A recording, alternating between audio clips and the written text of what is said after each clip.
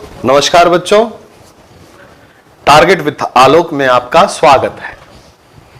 अब तक आपके पास जो वीडियोस जा चुकी हैं उससे आप लोगों ने यह अंदाजा तो लगा लिया होगा कि हम लोग रीन्यूएबल एनर्जी रिसोर्स की तरफ बढ़ रहे हैं। क्यों?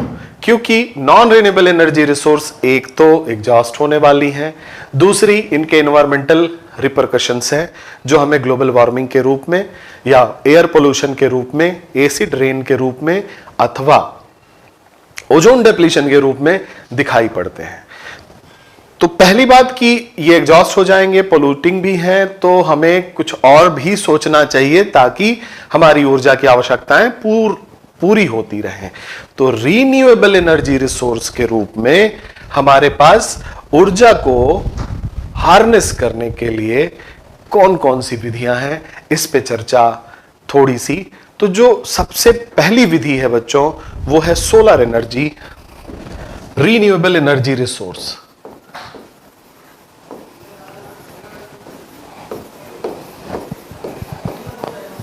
रीन्यूएबल एनर्जी रिसोर्स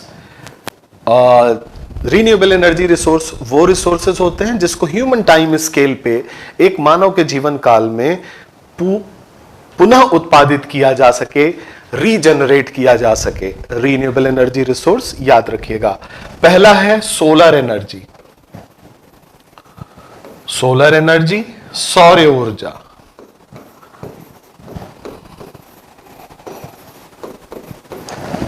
दूसरा है विंड एनर्जी, पवन शक्ति।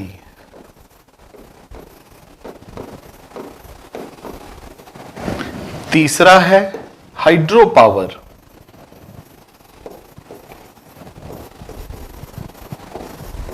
जल शक्ति या जल विद्युत। चौथा है टाइडल एनर्जी।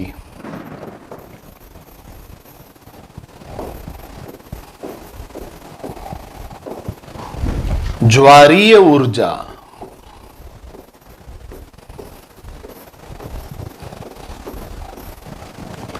ज्वारीय ऊर्जा। अगला है जियोथर्मल एनर्जी। जियोथर्मल एनर्जी, इसको कहते हैं भूतापीय ऊर्जा।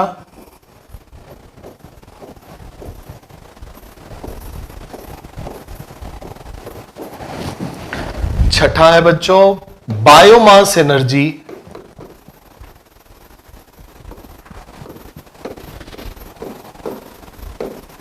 जैविक ऊर्जा।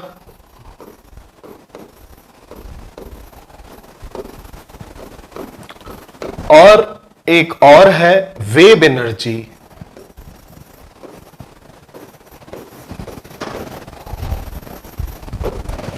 तरंग ऊर्जा,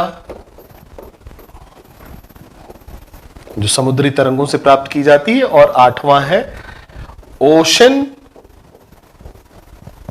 थर्मल एनर्जी कन्वर्जन।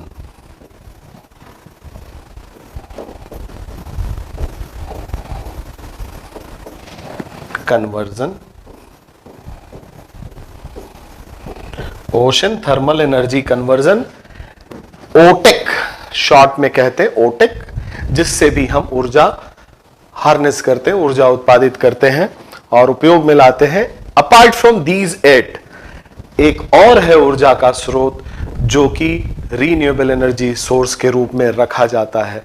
अगर उसके जो कुछ हजार्डुअस इफेक्ट हैं उसको कंटेन किया जा सके, उसे रोक लिया जाए, तो नाभिकीय ऊर्जा भी बच्चों रीन्यूएबल एनर्जी रिसोर्स के रूप में गिनी जा सकती है, बशर्ते कि उसे पूरी सावधानी के साथ उपयोग में लाया जाए। तो नाभिकीय ऊर्जा को भी हम इसी परिप्रेक्ष्य में देखेंगे, लेकिन न्यूक्लियर रिसर्च पे थोड़ी सी चर्चा होगी, उससे हम अगले चैप्टर में आगे देखेंगे।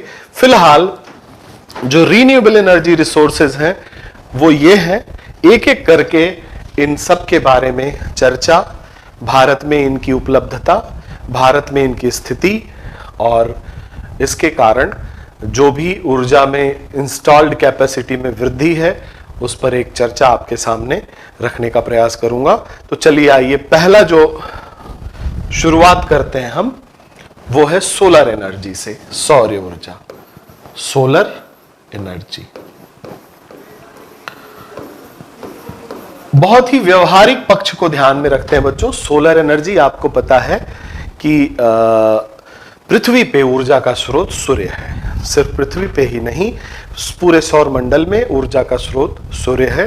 सूर्य से आने वाली जो प्रकाश होता है, जिसे इंसोलेशन कहते हैं, सूर्य ताप कहते हैं, वो पृथ्वी पर ऊर्जा के रूप में उपयोग में लाया जाता है। कई विधियों से लाया जा सकता है, उन विधियों को देखेंगे। उससे पहले एक टारगेट आपके सामने बता दिया जाए, भारत सरकार रिन्यूएबल एनर्जी रिसोर्स के लिए क्या उद्देश्य रखती है। तो 2022 तक, इस टारगेट को नोट कर लीजिएगा, 2022 तक भारत सरकार, specially ministry of new and renewable energy का टारगेट है 175 गीगावाट एडिशन, 175 गीगावाट एडिशन, जिसमें कि 100 गीगावाट जो है बच्चों वो सोलर एनर्जी से आएगा। लगभग 100 गीगावाट सोलर एनर्जी से और 60 गीगावाट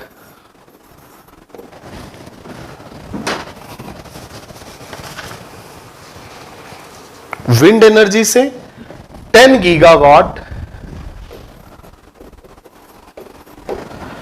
गीगावाट बायोमास एनर्जी और 5 gigawatt small hydro power project, hydro power. ये बच्चों लक्ष्य है भारत सरकार का, specially ministry of new and renewable energy का, कि हम 2022 तक 175 गीगावाट एनर्जी इंस्टॉलेशन कैपेसिटी का एडिशन करें, और जिसमें 100 गीगावाट सोलर एनर्जी से हम एडिशन करेंगे, 60 गीगावाट विंड एनर्जी एडिशन होगा, 10 गीगावाट बायोमास एनर्जी और 5 गीगावाट हाइड्रो पावर प्रोजेक्ट का एडिशन करेंगे। तो ये लक्ष्य है। इस लक्ष्य को ध्यान में रखते हुए हम सोलर एनर्जी का अध्ययन करने जा रहे हैं। इसमें कुछ बेसिक्स हैं, उस बेसिक्स को देखेंगे। साथ ही साथ इसमें जो इन्वॉल्व्ड प्रिंसिपल हैं, जो फिजिक्स के सैद्धांतिक पक्ष हैं, उनका भी ध्यान रखेंगे। तो आइए बच्चों शुरू करते हैं।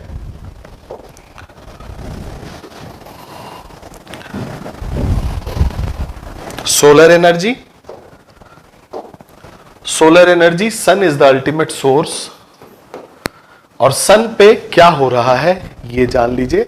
सन पे एक अभिक्रिया होती है जिसको हम लोग न्यूक्लियर फिजिक्स में भी पढ़ेंगे, न्यूक्लियर फ्यूजन, नाभिकीय संलयन की अभिक्रिया।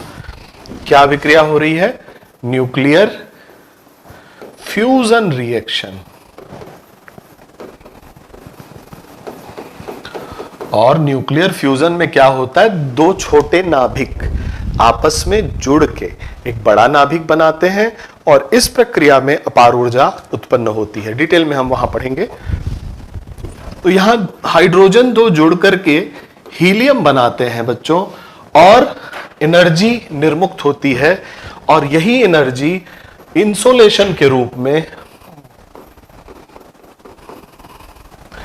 पृथ्वी पर आती है। और अब देखिए, पृथ्वी पे आ रही है एनर्जी और इसको पौधे एब्जॉर्ब करते हैं और फोटोसिंथेसिस करते हैं। यानी कि जो हम आप आज खाना खा रहे हैं, खाने के रूप में जो भी अन्न खा रहे हैं, वो कहीं ना कहीं स्टोर्ड फूड मटेरियल है, सोलर एनर्जी का स्टोर्ड फॉर्म है। आपको पता है एनर्जी को केवल एक भाग से, एक फॉर्म से दूसरे फॉर्म में बदला जा सकता है। Energy can't be created and destroyed also. तो यहां देखिए सोलर एनर्जी से फोटोसिंथेसिस और फोटोसिंथेसिस से फूड प्रोडक्शन का यूटिलाइजेशन सोलर एनर्जी है। तो पहला तरीका जो है सोलर एनर्जी कंसंट्रेशन का वो है फोटोसिंथेसिस। फोटोसिंथेसिस यानी कि प्रकाश संश्लेषण, प्रकाश संश्लेषण, जो कि हमारी औकात से परे है। एनिमल इसे नहीं करते, सिर्फ और सिर्फ प्लांट्स इसे कर पाते हैं क्योंकि उनके अंदर क्लोरोफिल पाया जाता है। जनरल साइंस में आपने पढ़ा होगा। Photosynthesis is a one form of energy conservation और you can say energy storage. Solar energy is stored in form of starch, in form of food, और उसको हम खाते हैं। दूसरा जो तरीका है बच्चों सोलर एनर्जी को स्टोर करने का, वो तरीका है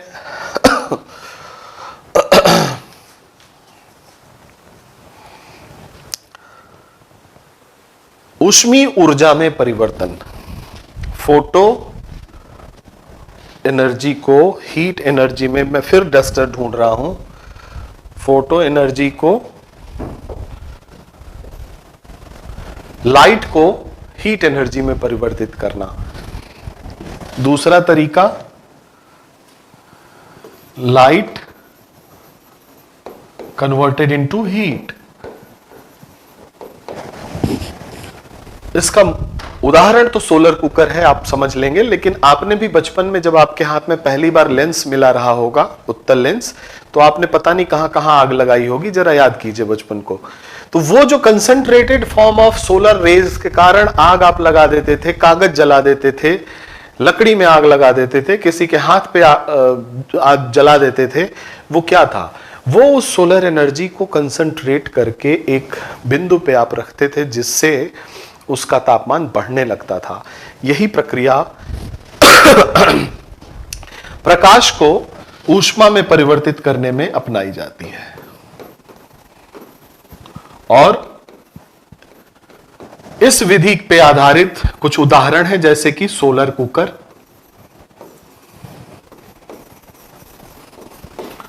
इस विधि का एक विशेष नाम है संकेंद्रित सौर ऊष्मीय प्रणाली। संकेंद्रित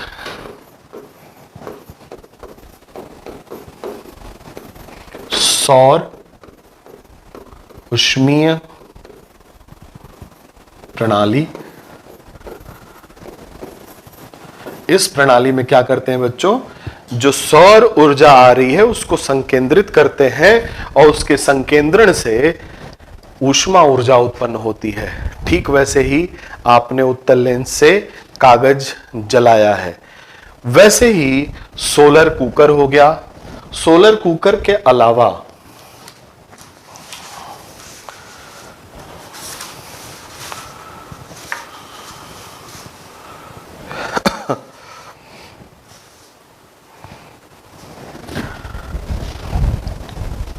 ये जो प्रणाली होती है संकेंद्रित ऊष्मीय प्रणाली, इससे आपने किसी लिक्विड को हीट किया,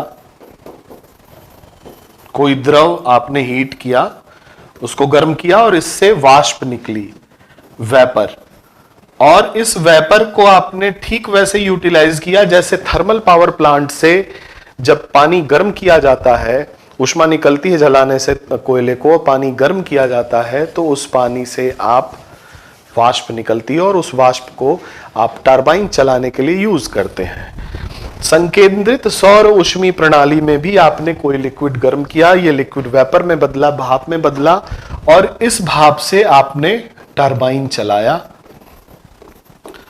और इस टरबाइन ने आपको इलेक्ट्रिसिटी दी।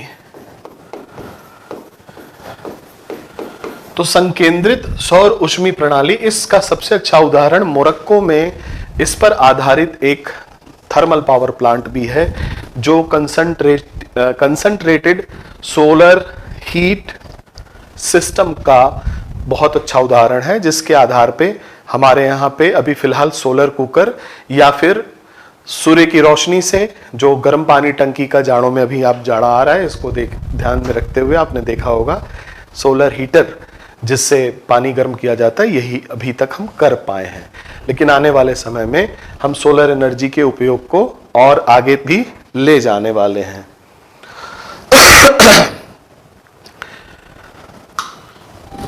ठीक है बच्चों, तो ये तो हुई लाइट को हीट में परिवर्तित करने की व्यवस्था। अब जरा हम लोग चर्चा करते हैं कि ये जो अगली प्रणाली है जिसे हम कहते हैं फोटोवोल्टिक सेल। हम लोग सोलर एनर्जी के बारे में, सौर ऊर्जा के बारे में देख रहे थे और हमने आपको बताया था कि सौर ऊर्जा को प्राप्त करने की कई सारी विधियां हैं, जिसमें मैंने चर्चा की थी प्रकाश संश्लेषण की। प्रकाश संश्लेषण के द्वारा पौधे सूरज से आने वाली प्रकाश के प्रेजेंस में कार्बन डाइऑक्साइड को फिक्स करते हैं और शर्करा का निर्माण करते हैं। एक तरह से अगर देखा जाए, जो बायोमास एनर्जी हम आइसोलेट करने की बात करते हैं, जैव ईंधन जिसे कहते हैं, तो वो कहीं ना कहीं सौर ऊर्जा का ही भाग है। दूसरी विधि हमने बताई थी बच्चों संकेंद्रण प्रणाली, जिसमें आपको सोलर कुकर का और सोलर हीटर का उदाहरण मैंने दिया था। और एक बात और भी बताई थी कि मोरक्को में एक ऐसा संयंत्र बनाया गया है जो कि इस आधार पे काम करता है। जो सबसे इंपॉर्टेंट एस्पेक्ट है सोलर एनर्जी को हार्नेस करने का, सोलर एनर्जी को आइसोलेट करने, स्टोर करने और उपयोग में लाने का, वो बच्चों प्रकाश के वैद्युत प्रभाव पे आधारित है। ये इंपॉर्टेंट है आपके लिए, प्रकाश का वैद्युत प्रभाव।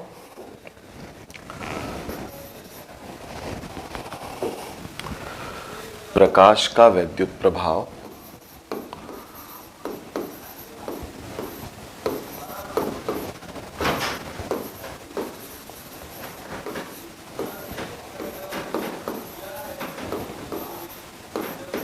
Photo electric effect.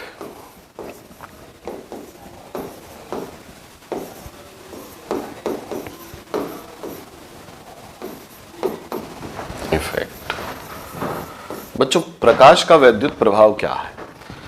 हमें पता है प्रकाश एक प्रकार की ऊर्जा है जो एनर्जी के बंडल्स में चलती है, पैकेट्स में चलती है, क्वांटा में चलती है।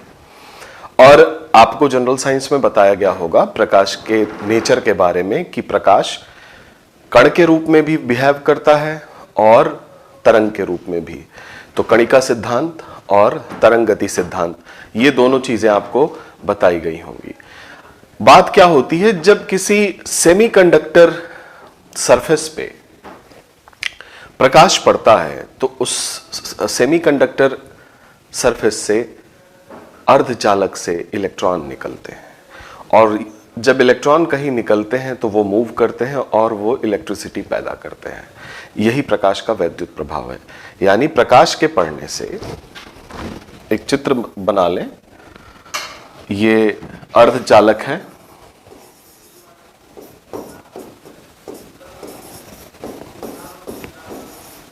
अर्धचालक, सेमीकंडक्टर,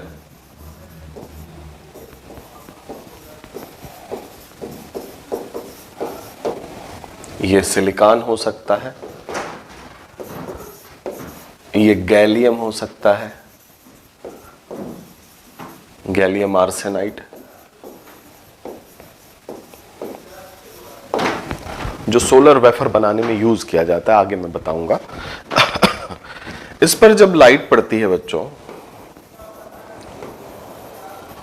लाइट यानी कि प्रकाश, तो इसके सरफेस से इलेक्ट्रॉन इमिट करते हैं, निकलते हैं और मूव करना शुरू करते हैं।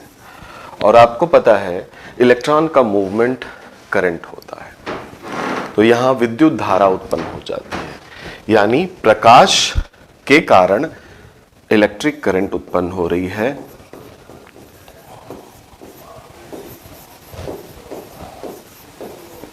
विद्युत धारा उत्पन्न हो रही है। ये चित्र बनाते चलें, जो भी बोर्ड पे मैं लिखूं उसको जरूर बनाएं। विद्युत धारा, और यही प्रभाव फोटो इलेक्ट्रिक इफेक्ट कहलाता है। और बड़े कमाल की बात यह है कि इसे ढूंढने वाले आइंस्टीन थे। आइंस्टीन ने 1921 में फोटो इलेक्ट्रिक इफेक्ट को समझाया? इन 1921 अल्बर्ट आइंस्टीन।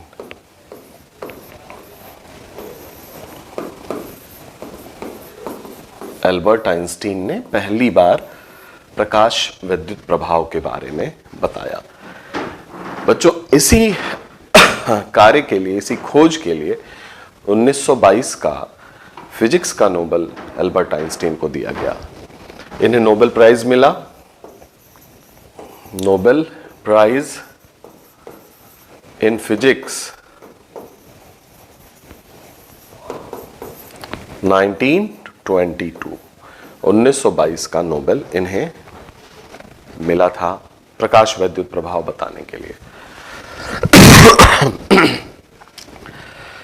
ज्यादातर लोगों को यह कंफ्यूजन होता है कि आइंस्टीन को जो नोबेल मिला था वो थ्योरी ऑफ रिलेटिविटी सिद्धांत के प्रतिपादन के लिए मिला था, जो कि गलत है। और ये एक बार सवाल के रूप में भी पूछा गया है कि आइंस्टीन को नोबेल किसके लिए मिला था। तो आइंस्टीन को नोबेल मिला था प्रकाश के वैद्युत प्रभाव को समझाने में। प्रकाश का वैद्युत प्रभाव क्या है? किसी सेमीकंडक्टर सरफेस पे, किसी अर्धचालक की सतह पे जब प्रकाश आपतित होता है तो उस सेमीकंडक्टर की सतह से इलेक्ट्रॉन निकलने लगते हैं और मूव करने लगते हैं तथा विद्युत धारा प्रवाहित होने लगती है।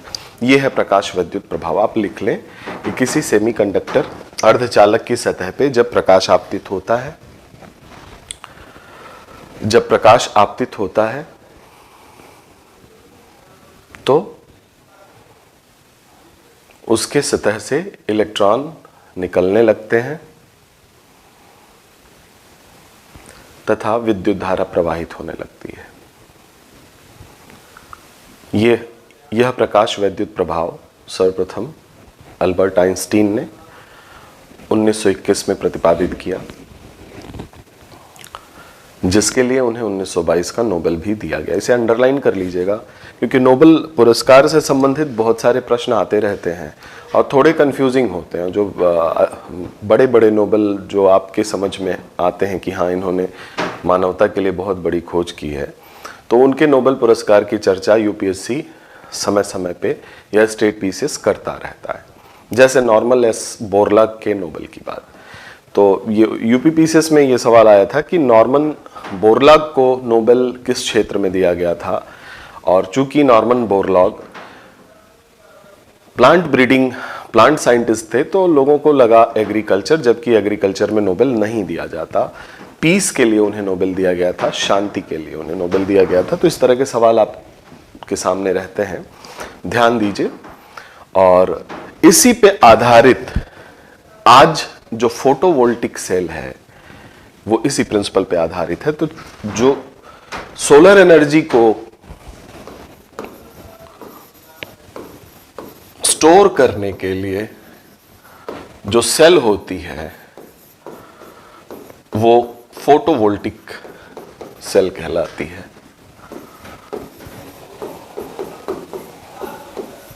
फोटोवोल्टिक सेल जो किस सिद्धांत पे आधारित है बच्चों? प्रकाश के वैद्युत प्रभाव पे आधारित है। तो चलिए आइए चलते हैं, हम जरा देखें कि सोलर एनर्जी आखिर क्यों। पहली बात, सोलर एनर्जी से जब हम ऊर्जा प्राप्त करेंगे तो वो ऊर्जा ग्रीन एनर्जी के कोटि की होगी, उससे कोई भी पोल्यूशन नहीं होगा, कोई भी इमिशन नहीं होगा, कोई भी ग्लोबल वार्मिंग गैस नहीं निकलेगी। साथ ही साथ सूरज से अगर हम एनर्जी आइसोलेट करना शुरू कर देते हैं तो सूरज सतत ऊर्जा का एक बहुत बड़ा स्रोत है, हमें और कहीं परेशान होने की आवश्यकता नहीं होगी और सोलर एनर्जी को हम अपने प्रगति में उपयोग में लाते रहेंगे।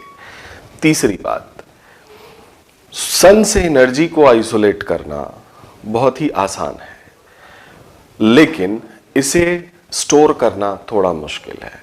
तो जो सोलर पैनल होते हैं और उससे लगी फोटोवोल्टिक सेल्स होती हैं, उनमें जो टेक्नोलॉजिकल लैग है, जो अभी हमारी तकनीकी कमज़ोर कह लीजिए है, थोड़ा पीछे है, जिससे हम अभी सोलर एनर्जी को लार्ज स्केल पे आइसोलेट नहीं कर पा रहे थे, लेकिन गवर्नमेंट की इनिशिएटिव या फिर वो Jawaharlal Nehru national solar mission हो या फिर सोलर अलायंस हो, इस तरह की चीज़ें अभी आई हैं प्रकाश में, जो आपके लिए महत्वपूर्ण भी हैं परीक्षा के दृष्टि से।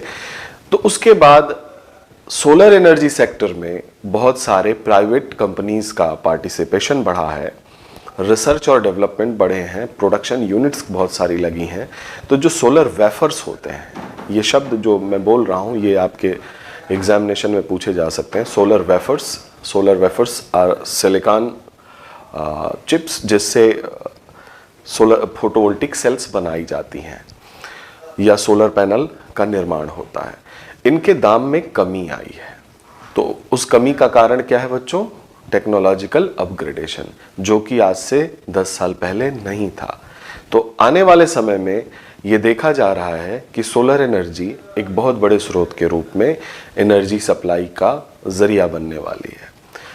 बने भी क्यों नहीं। भारत की जो ज्योग्राफिकल पोजीशन है, अगर कहा जाए कि हम सोलर एनर्जी को हार्नेस करने में बाकियों से एज में क्यों हैं, क्योंकि यहाँ पे जो भारत की पोजीशन है ट्रॉपिक्स के अंदर, साथ ही साथ लगभग साल भर में 300 ऐसे खुले दिन होते हैं जिसको सनी डेज कहते हैं, जब सूर्य बहुत अच्छे से चमकता है और उसकी ऊर्जा को हम हार्नेस कर सकते हैं। तो ये कुछ एडवांटेजेस और डिसएडवांटेजेस भी इससे एसोसिएटेड है, जिसकी आगे चर्चा होगी। तो हम लोग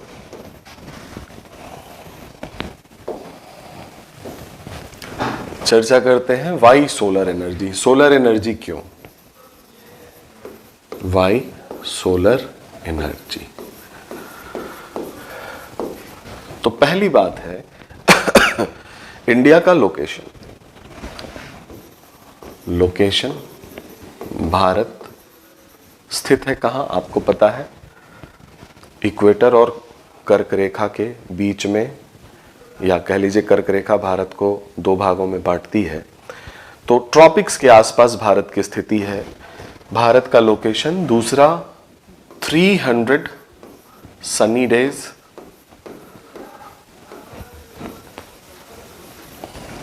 तीसरा, ग्रीन क्लीन एनर्जी।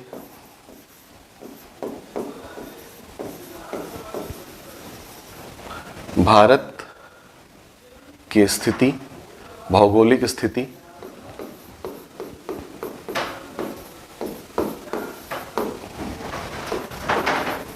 इसको उतार लीजिए, भारत की भौगोलिक स्थिति, 300 खुले दिनों की उपलब्धता। खुले दिन का मतलब है कि सूरज की जो इंटेंसिटी होती है, खुले दिन लिख दिया,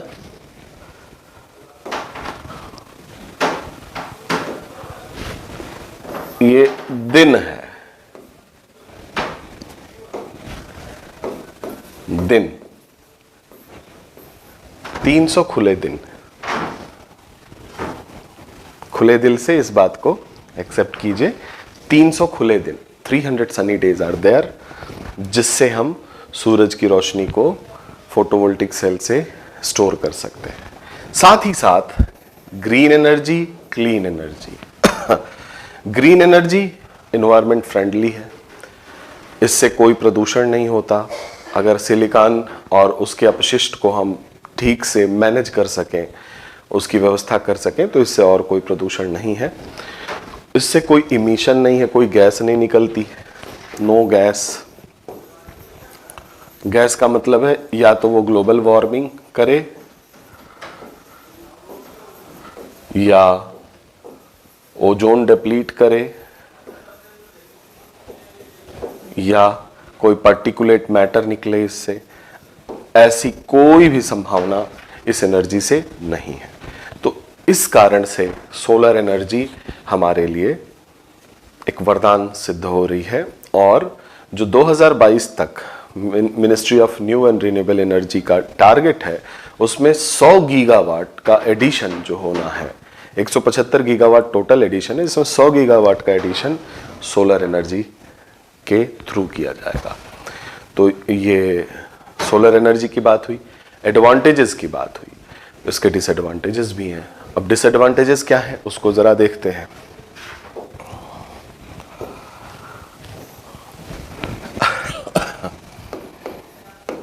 डिसएडवांटेजेस ऑफ सोलर एनर्जी। सबसे बड़ा डिसएडवांटेज है बच्चों इसका वेदर डिपेंडेंसी, मौसम पे निर्भरता। मौसम पर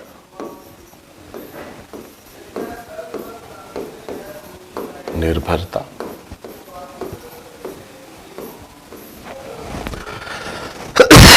मौसम अच्छा है, खुला है, कोई दिक्कत नहीं। मौसम अच्छा नहीं है तो समस्या ज्यादा है। मौसम पे निर्भरता, यद्यपि कि 300 सनी डेज होते हैं एवरेज, ऑन एन एवरेज, लेकिन जरूरी नहीं, कभी कभी बादल इस तरह के होते हैं कि आप वहां उस समय सोलर एनर्जी को आइसोलेट नहीं कर सकते। दूसरी बात जो इंपॉर्टेंट चैलेंज डिसएडवांटेज जो कह लें वो ये है कि जो इन्वेस्टमेंट कॉस्ट है, इनिशियल इन्वेस्टमेंट कॉस्ट, वो बहुत ज्यादा है। प्रारंभिक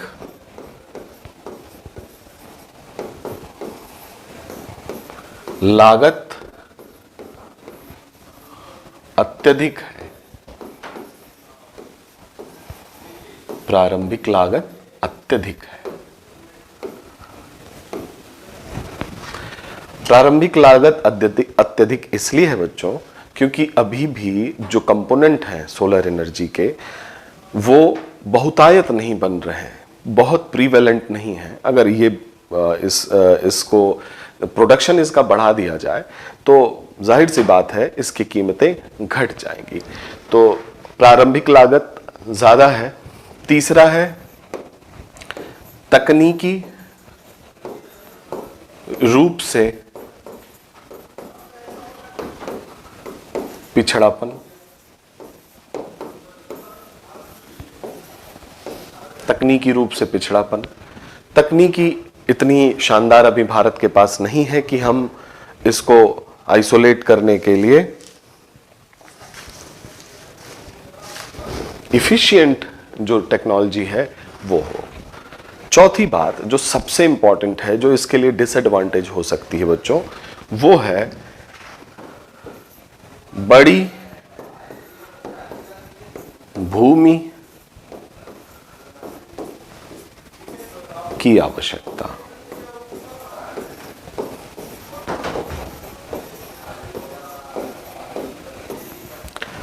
लार्ज ट्रैक्ट ऑफ लैंड।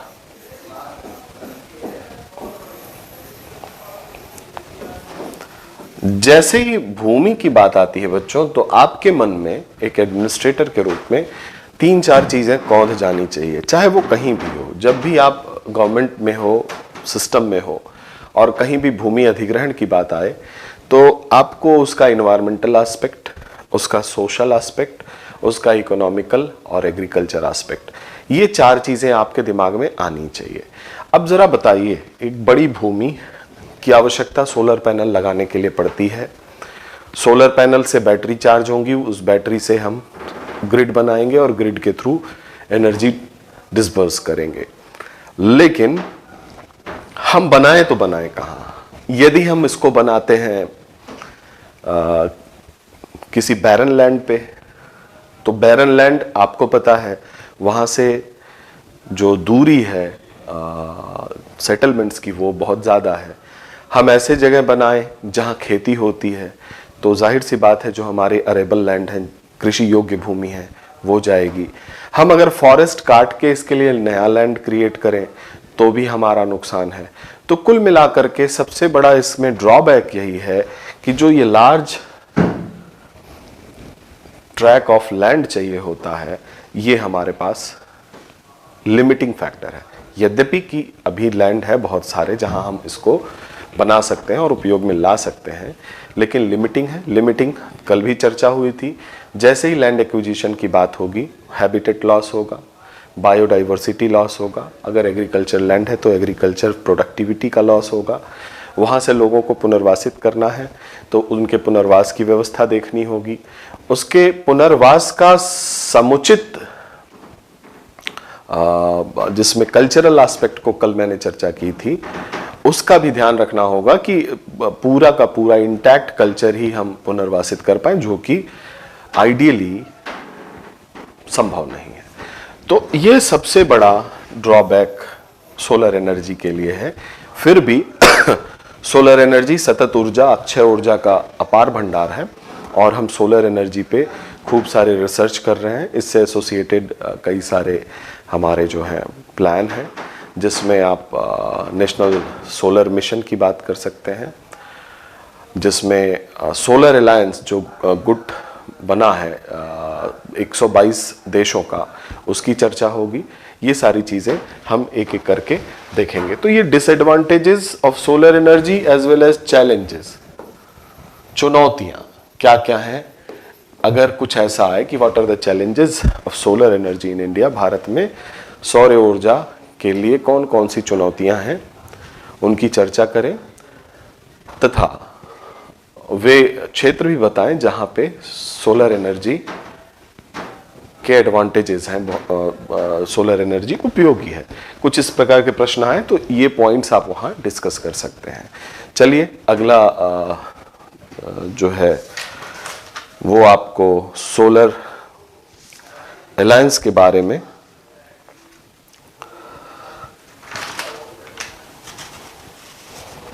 चर्चा करते हैं हम लोग।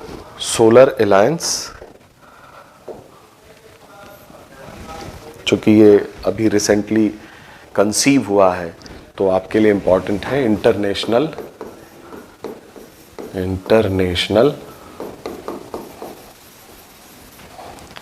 Solar alliance. International solar alliance, अंतरराष्ट्रीय सौर गुट, या आप जो कह लें, एक अलायंस बना, लोगों का कंसेंसस बना कि हमें सोलर एनर्जी को आइसोलेट करना है। इसको मैक्सिमम आइसोलेशन के लिए जो टेक्नोलॉजी होगी उस पे हम लोग रिसर्च करेंगे, उसे डेवलप करेंगे। और ये 122 कंट्री का, शुरू में 121 कंट्री थी, बाद में ये 122 है, तो इसका ध्यान दीजिएगा। 122 कंट्री का एग्रीमेंट है।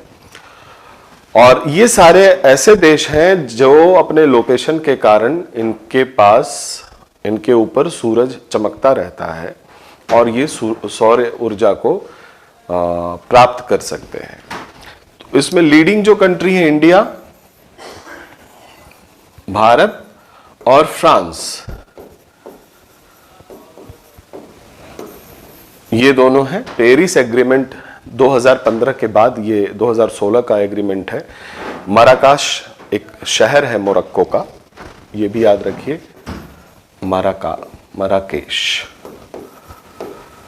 मराकाश जो हिंदी में कहते हो, ये मोरक्को कंट्री है अफ्रीका की।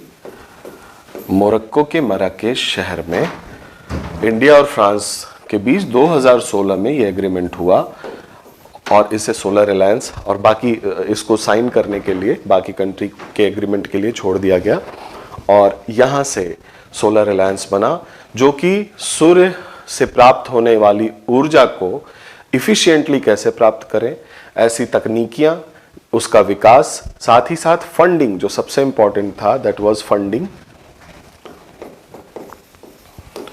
उसका अरेंजमेंट क्या होगा, कैसे होगा, इसके लिए देश एक साथ आए। और भारत में दिल्ली के पास गुड़गांव है, वहां एक गांव है ग्वाल पहाड़ी, इसको नोट कर लीजिएगा, ग्वाल पहाड़ी,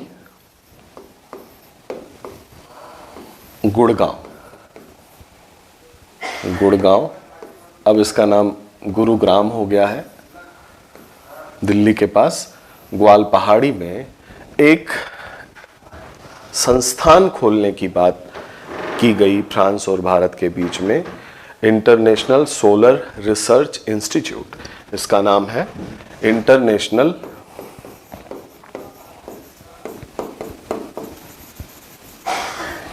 सोलर रिसर्च इंस्टीट्यूट, ये कहाँ स्थित है बच्चों? गुड़गांव में है, ग्वाल पहाड़ी गांव के पास। और भारत और फ्रांस के बीच कोलैबोरेशन के बाद ये इंस्टीट्यूट खोला गया, जहाँ पे सोलर एनर्जी से संबंधित पढ़ाई होगी, रिसर्च होगा, और उसके आधार पे जो भी आउटकम आएगा उससे हमारी टेक्नोलॉजी ट्रांसफ़र होगी। तो ये नेशनल सोलर अलायंस जो है वो आपको लिखना हो तो ये सारी पॉइंट आप इसमें लिख सकते हैं। इसको आप लिख लें, बेहतर रहेगा। National solar alliance, international solar alliance, अंतरराष्ट्रीय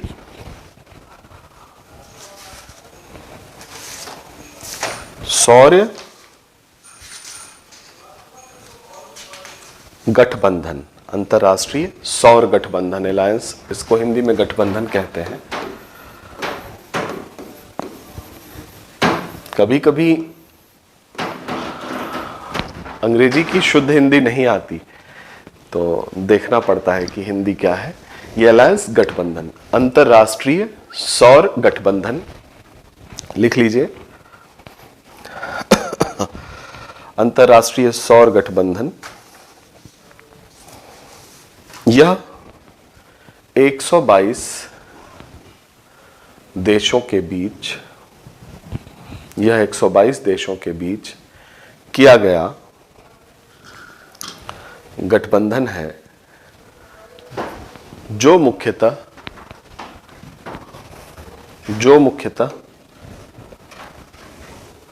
कर्क रेखा तथा मकर रेखा के बीच स्थित है।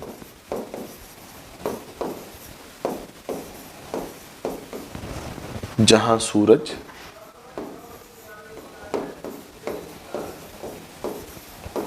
साल भर, पूरे वर्ष साल भर चमकता रहता है, साल भर चमकता रहता है।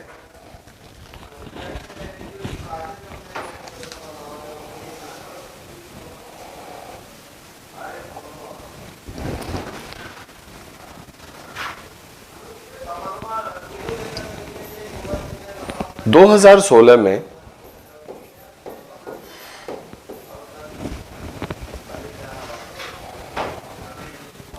इस गठबंधन को मोरक्को के मराकेश शहर में, मोरक्को के मराकेश शहर में सभी देशों के लिए हस्ताक्षर हेतु खोल दिया गया। तो the agreement was open for signature in 2016 in the city Marrakesh, Morocco. Bharat और फ्रांस दो ऐसे प्रमुख देश हैं जिन्होंने आगे बढ़ते हुए इस क्षेत्र में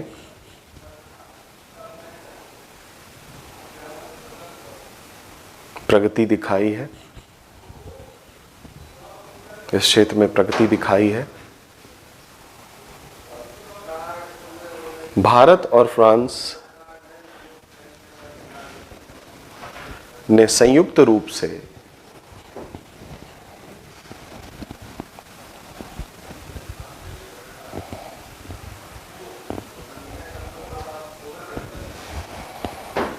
गुड़गांव के ग्वाल पहाड़ी में, गुड़गांव के ग्वाल पहाड़ी में सौर ऊर्जा अनुसंधान केंद्र,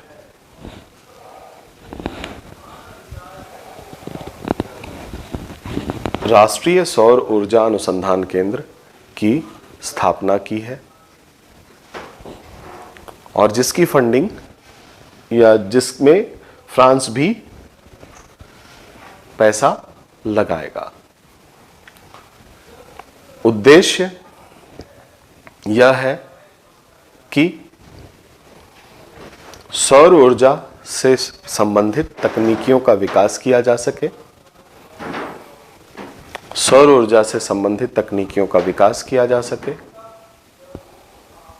नई तकनीकियों को खोजा जा सके और तकनीकी दक्षता बढ़ाई जा सके, और तकनीकी दक्षता बढ़ाई जा सके।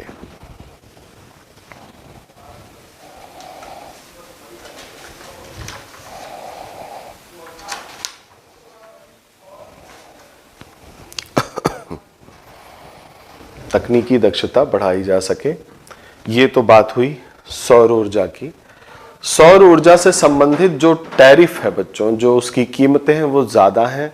ज़्यादा क्यों है, इस पे प्रश्न आया हुआ है यूपीएससी मेंस में, ज़्यादा क्यों है और इसे कैसे कम किया जा सकता है। तो आपको भी जानना चाहिए कि ज़्यादा क्यों है। ज़्यादा होने का ये कारण है कि जो प्रोडक्शन है, जो इसमें स्ट्रक्चरल बेस चाहिए सोलर एनर्जी रिसर्च में या इंस्टॉलेशन में, वो अभी भारत मास बेस पे नहीं कर पा रहा था। अब ऐसी स्थिति नहीं है। अब धीरे धीरे भारत अग्रसर है टेक्नोलॉजी अपग्रेडेशन में और रिसर्च में।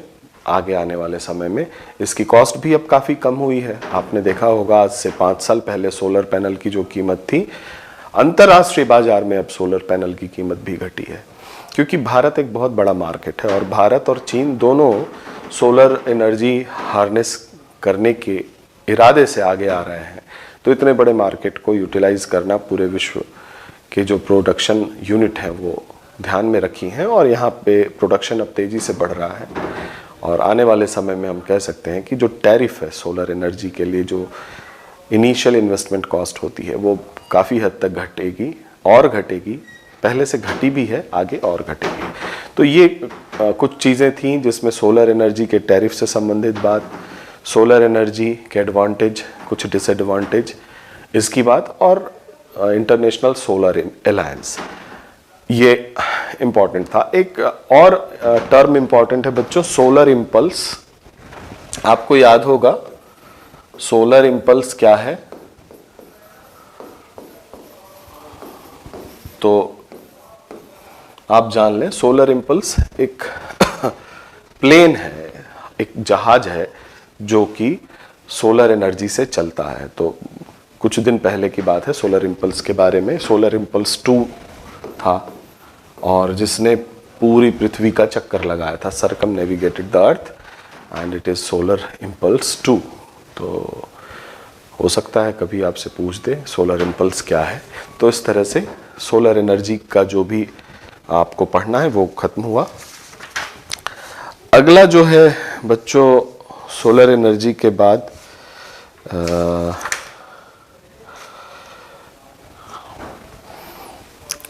एक पॉइंट और छूट रहा है, इसको भी हम लोग यहाँ कवर करते हुए चलते हैं।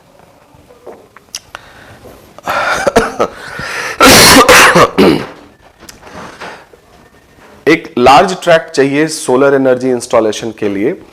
उसके उपाय के लिए कुछ विचार आए, और वो उन विचारों में एक था कि फ्लोटिंग सोलर एनर्जी पार्क बनाया जाए। फ्लोटिंग सोलर एनर्जी पार्क यानी कि जो हमारी वाटर बॉडीज हैं, ओशन है, बड़ी वाटर बॉडीज हैं, उनमें हम सोलर पैनल इंस्टॉल करें और उससे एनर्जी आइसोलेट करें। बात तो बहुत अच्छी थी, क्योंकि ओशन का हमें बहुत उपयोग उतना नहीं है, उपयोग तो है ही, लेकिन हम ऐसा कर सकते थे। लेकिन उसके कुछ डिसएडवांटेजेस हैं, और एडवांटेज ये है कि हमारा लैंड बच जाएगा। डिसएडवांटेज ये है कि कोरोजन, पहली बात कि कोरोजन जो वहाँ पे क्षरण होगा, वहाँ के इक्विपमेंट का पानी के प्रेजेंस के कारण, मॉइस्चर के प्रेजेंस के कारण, वो बहुत ज़्यादा होगा। दूसरा, जो इलेक्ट्रिसिटी हम केबल के थ्रू वहाँ ले जाएंगे, मॉइस्चर कंटेंट या वाटर कंटेंट होने के कारण वो डिस्टर्ब होगी। और तीसरी जो सबसे प्रमुख बात है बच्चों, वो है टर्बुलेंस। ओशन के अंदर हमेशा वेव्स, टाइड्स कभी कभी सुनामी आते रहते हैं, तो हम एक बहुत बड़ा इंस्टॉलेशन वहाँ लगाएं जिसमें काफ़ी लागत लगी हो, और एक सुनामी भी आ जाए या एक टाइड आ जाए और वो डिस्टर्ब हो जाए, तो उस स्थिति में बहुत बड़ी लॉस हो सकती है। तो ये सारे floating solar plant, floating solar plant, ये इसलिए ये कॉन्सेप्ट दिया गया कि लैंड एक्विजिशन नहीं करना होगा, वाटर बॉडी पर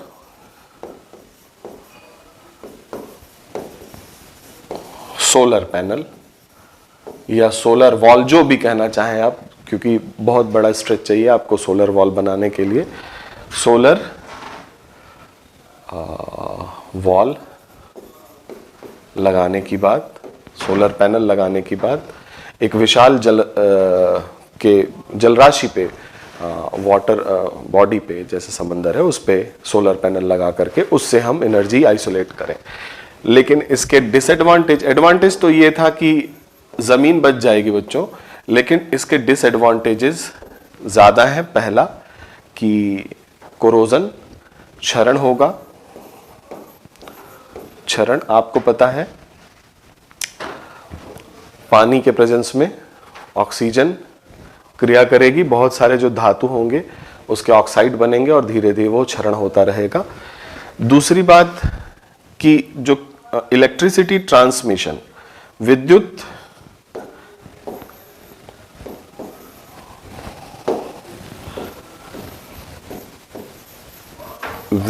का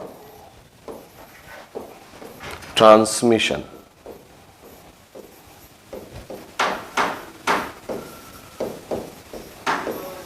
पानी के प्रेजेंस के कारण कठिन होगा। और तीसरी इंपॉर्टेंट बात है कि सागर या समुद्र का शांत न होना, समुद्र का शांत न होना। यद्यपि कहा जाता है समुद्र शांत है, लेकिन उसमें वेव्स उठती रहती हैं, टाइड्स उठते रहते हैं और सुनामी भी आ जाती हैं। तो इन 3 वजहों से फ्लोटिंग सोलर प्लांट का प्लान कैंसिल है। लेकिन हाँ, कुछ नहरें हैं जिसके ऊपर सोलर प्लांट लगाए जा सकते हैं, जिससे हम आगे इसको जो है इम्प्लीमेंट करने वाले हैं। भारत में भी इस तरह की चीज़ें हो रही हैं। तो सोलर एनर्जी पे ये सारी बातें थी बच्चों। सोलर एनर्जी के बाद जो अगली ग्रीन एनर्जी पढ़नी है हम लोग को, वो है विंड एनर्जी। आइए देखते हैं विंड एनर्जी क्या है। Most easiest form of energy, आपने पवन चक्कियां देखी होंगी। सबसे पहली रिक्वायरमेंट है कि यहां पे कंटिन्यूअस विंड, हवा चलती रहे, जिसमें भारत भी चूंकि ट्रॉपिक्स के बीच में है, तो यहां ट्रेड विंड का ये क्षेत्र है और हवाएं चलती रहती हैं। और दूसरी जो इंपॉर्टेंट चीज है वो है कि आपको पवन चक्कियों की आवश्यकता होगी, और वो पवन चक्कियां जमीन से कम 100 फीट ऊंचाई पे हो, क्योंकि 100 फीट की ऊंचाई पे ही आपको कंटिन्यूअस एयर फ्लो मिलेगा, सतत हवा का प्रवाह मिलेगा। 100 फीट की ऊंचाई से नीचे आप जो है पवन चक्की लगाते हैं तो आसपास मकान होंगे, पेड़ पौधे होंगे, कंटिन्यूअस हवा का फ्लो नहीं मिलेगा। तो करते क्या है बच्चों, एक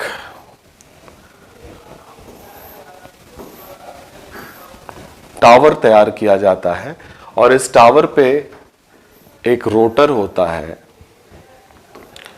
और ये रोटर टारबाइन से जुड़ा होता है, और इस रोटर पे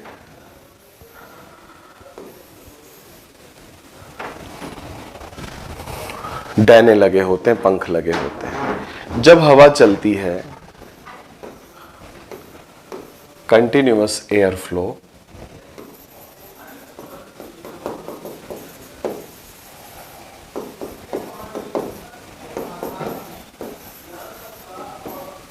तो ये पंखा चलना शुरू करता है, इससे जुड़ा रोटर तेजी से घूमना शुरू करता है, और जो टरबाइन लगी हुई है ये है टरबाइन,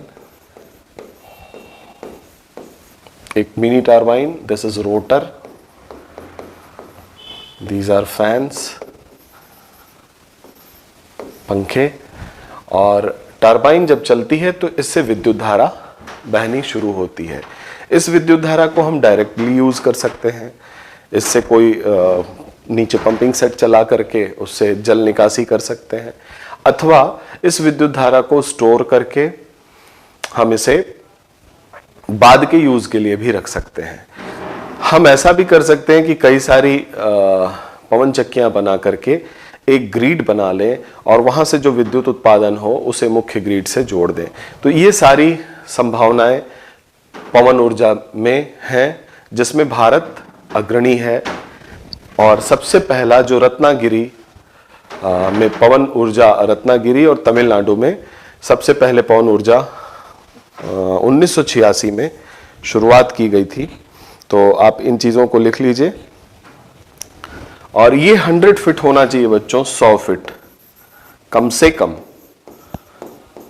क्यों होना चाहिए? क्योंकि 100 फीट पे ही आपको सतत प्रवाह, वायु का सतत प्रवाह मिलेगा।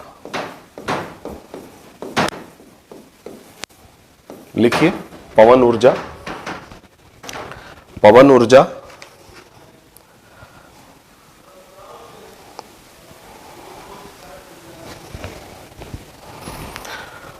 भारत में 1986 में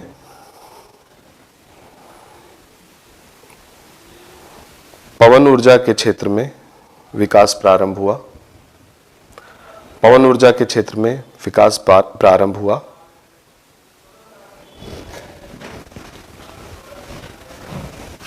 रत्नागिरी महाराष्ट्र में है बच्चों, ओखा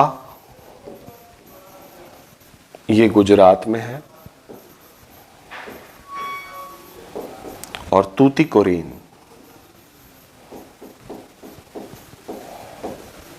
तमिलनाडु में है।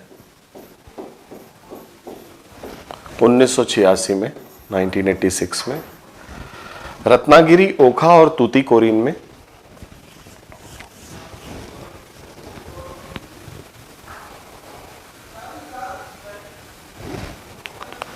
रत्नागिरी, ओखा और तूतीकोरिन में पवन चक्कियां लगाई गईं, पवन चक्कियां स्थापित की गईं।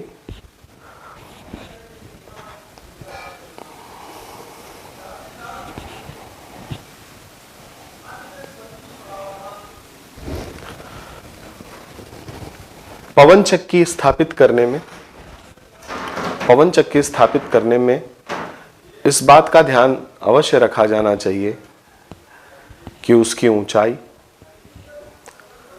जमीन से कम 100 फुट हो, 30 मीटर के आसपास, 30 मीटर, कम से कम 100 फुट हो, क्योंकि इसी ऊंचाई पर सतत वायु का प्रवाह मिलता है। क्योंकि इसी ऊंचाई पर सतत, कम से कम इसी ऊंचाई पर सतत वायु का प्रवाह मिलता है। इससे ऊंची भी हो सकती है।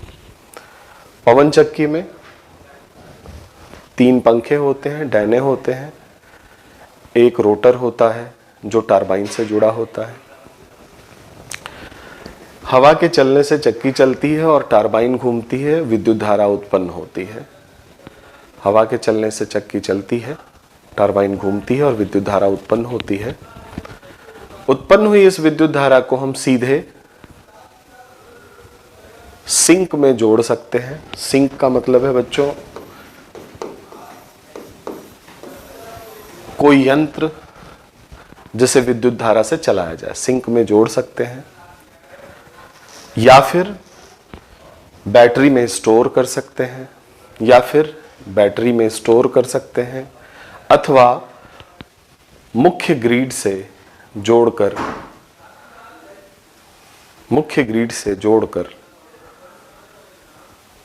विद्युत की सप्लाई भी कर सकते हैं।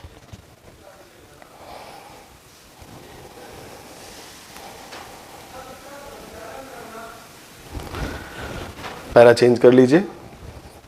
पवन ऊर्जा, पवन ऊर्जा एक ग्रीन एनर्जी सोर्स है, इको फ्रेंडली ग्रीन एनर्जी, वातावरण के लिए हानिकारक नहीं है, ग्रीन एनर्जी सोर्स है।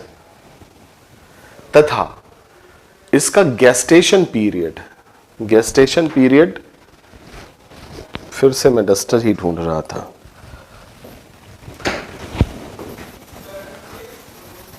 गेस्टेशन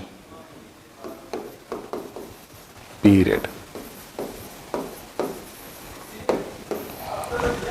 यानी इसे बनाने में और ये अपना उत्पादन शुरू कर दे, उसके बीच का जो समय होता है किसी प्रोजेक्ट का, उसको उसका गेस्टेशन पीरियड या जेस्टेशन पीरियड कहते हैं।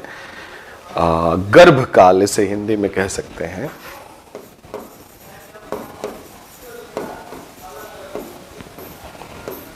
इसके निर्माण से शुरू करके इसके उत्पादन, जब ये उत्पादन करना शुरू करे वो समय जो होता है उसे गर्भकाल कहते हैं, गेस्टेशन पीरियड, जो कि बाकी ऊर्जा स्रोतों को प्राप्त करने से कहीं कम है, बहुत कम है। इसको आप विद इन वीक तैयार कर सकते हैं। तो गेस्टेशन पीरियड अत्यंत कम है, गर्भकाल अत्यंत कम है।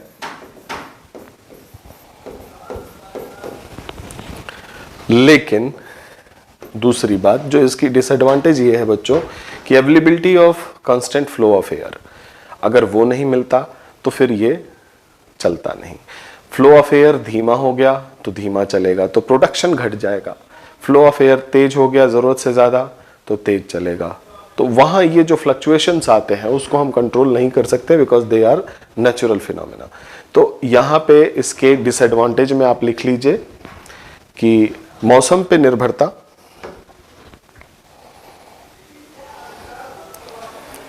मौसम पे निर्भरता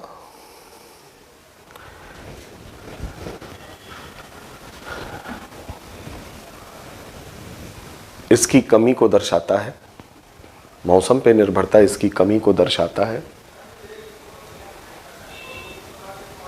जबकि यह ऊर्जा का चीपेस्ट, सबसे सस्ता माध्यम है, जबकि यह ऊर्जा का सबसे सस्ता माध्यम है।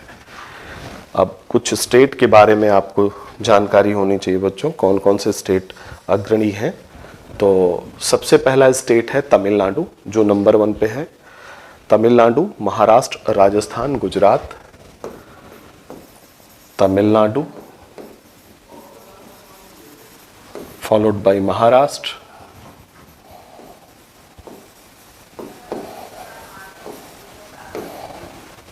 गुजरात, राजस्थान,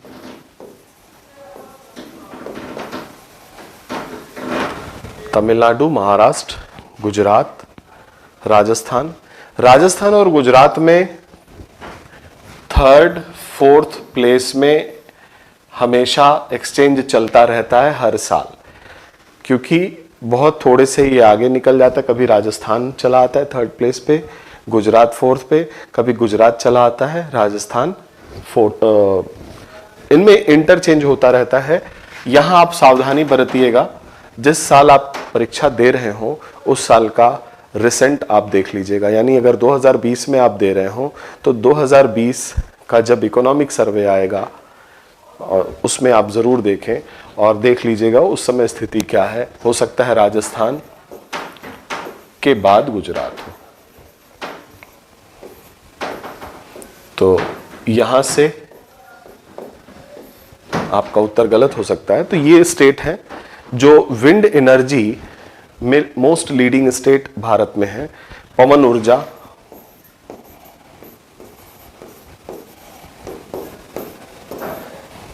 उत्पादन, पवन ऊर्जा उत्पादन घटते क्रम में।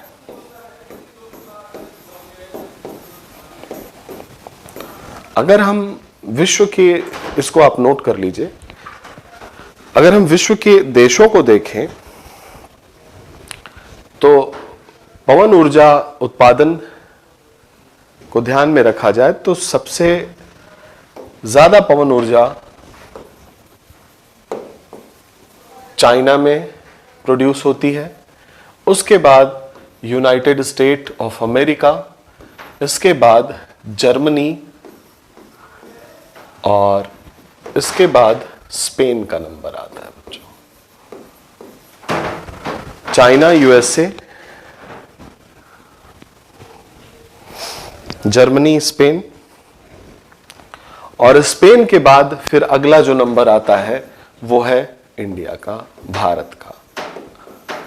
तो ये ट्रेंड है बच्चों। इंडिया 1, 2, 3, 4, 5वें नंबर पे है, 5th प्लेस पे है।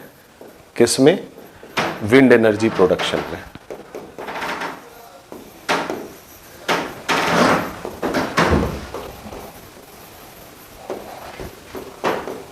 पवन ऊर्जा उत्पादन में नंबर 5 पे है भारत, नंबर 1 पे चीन है, 2 पे अमेरिका, 3 पे जर्मनी, 4 पे स्पेन। इसको भी नोट कर लीजिए, कभी कभी ये प्रश्न के रूप में आपसे पूछा जाता है, आपको जानना भी चाहिए। तो ये विंड एनर्जी हुई। इसके बाद जो हमें नॉन रिन्यूएबल एनर्जी सोर्सेस पढ़ने हैं, उसमें आता है बच्चों टाइडल एनर्जी। टाइडल एनर्जी क्या है पहले ये समझते हैं, फिर इसको प्राप्त करने की जो विधि है उस पर चर्चा की जाएगी, इसके एडवांटेज और डिसएडवांटेज की चर्चा की जाएगी, और कौन कौन से भारत में लोकेशन है और विश्व के कौन कौन से देश हैं। तो हम लोग पढ़ने जा रहे हैं टाइडल एनर्जी।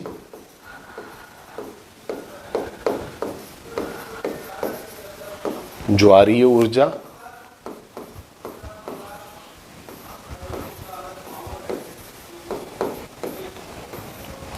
आपको पता है बच्चों कि प्रत्येक 24 घंटे और 50 मिनट के आसपास एक स्थान पर हाई टाइड आता है। और आपको टाइड की क्लास जब ज्योग्राफी की हुई होगी तो उसमें अच्छे से बताया जाएगा कि कैसे मून और सन के सिजगी के कारण ये प्रक्रिया होती है और हाई टाइड आते हैं। और ये जो पानी है, एक्स्ट्रा पानी, जो कि जो नॉर्मल कोस्ट लाइन है उससे आगे बढ़ के इकट्ठा हो जाता है, इसको उपयोग में ला करके ऊर्जा उत्पादन करना टाइडल एनर्जी कहलाता है। करते क्या है बच्चों, जरा ध्यान दीजिएगा। इंपॉर्टेंट यहां पे ये है कि इससे ऊर्जा उत्पादन कैसे किया जाए। ये एक समंदर है जिसकी ये तटरेखा है,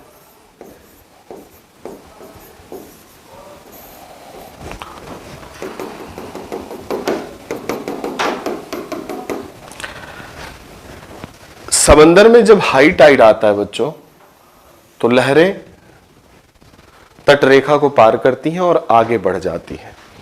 और यहां अगर एक रिजर्वायर बना लिया जाए,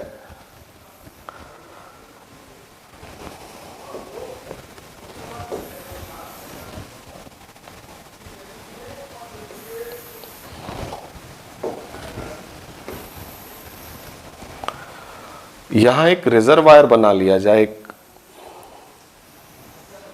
बड़ा सा टैंक बना लिया जाए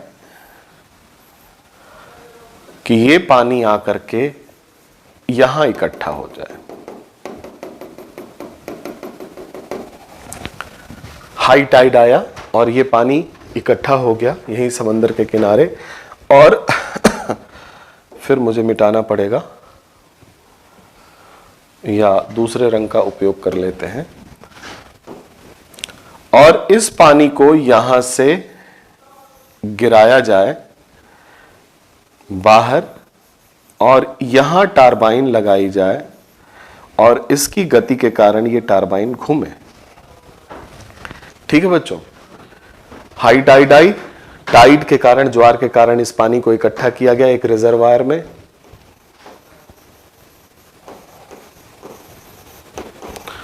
और इस पानी को एक टरबाइन पे गिराया गया। टरबाइन घूमना शुरू की, टरबाइन घूमेगी तो उससे विद्युत धारा निकलेगी, उसे हम कहीं भी भेज सकते हैं। ये रिजर्वायर का आयतन इस तरह से सेट किया गया कि एक टाइड के बाद जब दूसरी टाइड आए, सेकेंड टाइड आने तक इस रिजर्वायर का पानी खत्म ना हो, इसमें पानी हो, अन्यथा विद्युत सप्लाई खत्म हो जाएगी, कट जाएगी। उस स्थिति के लिए क्या आवश्यक हो जाता है बच्चों कि रिजर्वायर की साइज इतनी बड़ी कर दी जाए कि उसमें दूसरी टाइड जब तक आए तब तक पानी बचा रहे, और दूसरी टाइड आने के बाद फिर से ये रिप्लेनिश हो जाए, भर जाए, और ऊर्जा का सतत प्रवाह बना रहे। ये देखने में बहुत ही आसान लग रहा है और लगता है कि इसको हम लोग कहीं भी बना सकते हैं, लेकिन प्रकृति आपको रिसोर्सेज यूं ही नहीं दे देती, इनके साथ कुछ चैलेंजेस देती है। चैलेंज क्या है बच्चों? सबसे बड़ा चैलेंज जो इस अपार ऊर्जा को प्राप्त करने में आता है वो ये है कि इतने बड़े स्तर पे जो पानी यहां इकट्ठा आपने किया है, इसको आप यहां गिराएंगे तो ऐसी कौन सी ज्योग्राफी बनाएंगे कि ये पानी का निस्तारण हो सके। तो जो सैलाइन वाटर है, सैलाइन वाटर या साल्ट वाटर समुद्र का, इसका मैनेजमेंट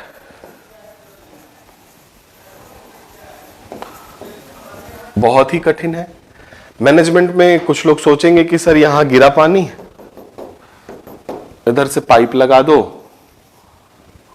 और यहां छेद कर दो, इधर निकल जाएगा। तो ऐसा संभव है क्या? नहीं हो सकता, क्योंकि जैसे ही आप यहां पाइप लगाओगे ये पानी आ जाएगा। तो this is not a feasible task.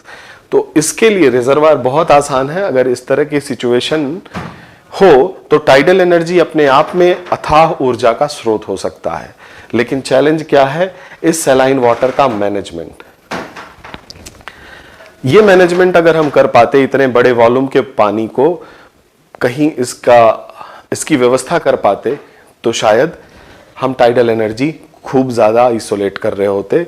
Bharat में ऐसी स्थितियां वेस्टर्न घाट पे, खंभात की खाड़ी में, गल्फ ऑफ कैम्बे में आपको मिलेंगी और कच्छ के पास मिलेंगी। ऐसी स्थितियां जहां आप टाइडल एनर्जी हार्नेस कर लो, क्योंकि इस पानी को आप रन ऑफ कच्छ में भेज सकते हैं। वो डेजर्ट एरिया है और सैलाइन वाटर का वहां प्रभाव नहीं पड़ेगा। अगर इस सैलाइन वाटर को और कहीं भेजेंगे आप, तो वहां पे जो वनस्पति है उस पर कुप्रभाव पड़ेगा। आप कह सकते हैं सैलाइन वाटर को हम फ्रेश वाटर में चेंज करें, आरओ लगाएं, डीसैलिनाइजेशन प्लांट लगाएं, तो वो अपने आप में कॉस्ट इफेक्टिव नहीं है। अगर कॉस्ट इफेक्टिव रहता तो पेयजल संकट ही क्यों रहता। तो वो कॉस्ट इफेक्टिव न होने के कारण और इस सैलाइन वाटर के मैनेजमेंट, प्रॉपर मैनेजमेंट न होने के कारण टाइडल एनर्जी एक बहुत ही अच्छा स्रोत होते हुए भी उसे प्राप्त करना आसान नहीं है। तो आप इसको लिख सकते हैं, टाइडल एनर्जी, ज्वारीय ऊर्जा, ज्वारीय ऊर्जा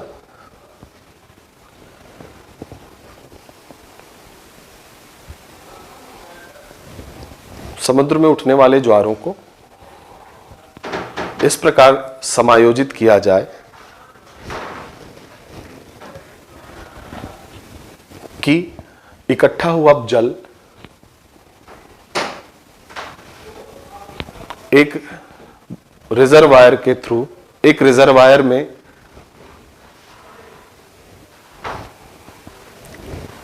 संचित किया जाए, ताकि दो टाइड के बीच इतना पानी बचा रहे कि टरबाइन को घुमाया जा सके। टरबाइन को घुमाया जा सके तो ये सतत ऊर्जा का एक स्रोत हो सकता है। तो ये एक सतत ऊर्जा का स्रोत हो सकता है, लेकिन इस अथाह पानी का उपयोग भी कठिन है और इसका निस्तारण भी कठिन है। निस्तारण शब्द नहीं आ रहा था, वाटर मैनेजमेंट, निस्तारण।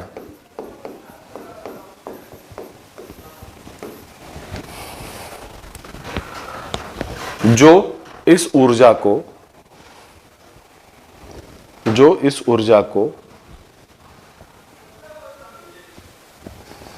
उपयोग में लाना कठिन बनाता है। जो इस ऊर्जा को उपयोग में लाना कठिन बनाता है। भारत में ऐसे क्षेत्र कच्छ की खाड़ी, गुजरात। भारत में ऐसे क्षेत्र गुजरात के कच्छ की खाड़ी में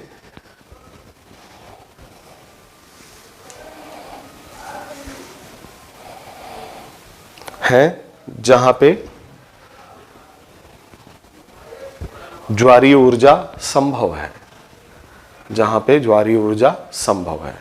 और विश्व में देखा जाए तो फ्रांस में टाइडल एनर्जी काफ़ी हद तक वहाँ आइसोलेट की जाती है, क्योंकि वहाँ की टोपोग्राफी ऐसी है बच्चों कि वहाँ पे इस एनर्जी को हार्नेस करने, एक तो पहले वहाँ हाई टाइड्स आ जाते हैं ज्योग्राफी के कारण, जो उसका लैंड मास है, और उसमें जो क्रीक्स हैं उसके कारण, और दूसरी बात कि वो इस तरह की टोपोग्राफी है कि वो इस पानी का निस्तारण कर लेता है, तो चाहे वो डिसैलिनाइजेशन प्लांट के थ्रू हो, वो इरिगेशन फैसिलिटी में यूज़ कर लेता है।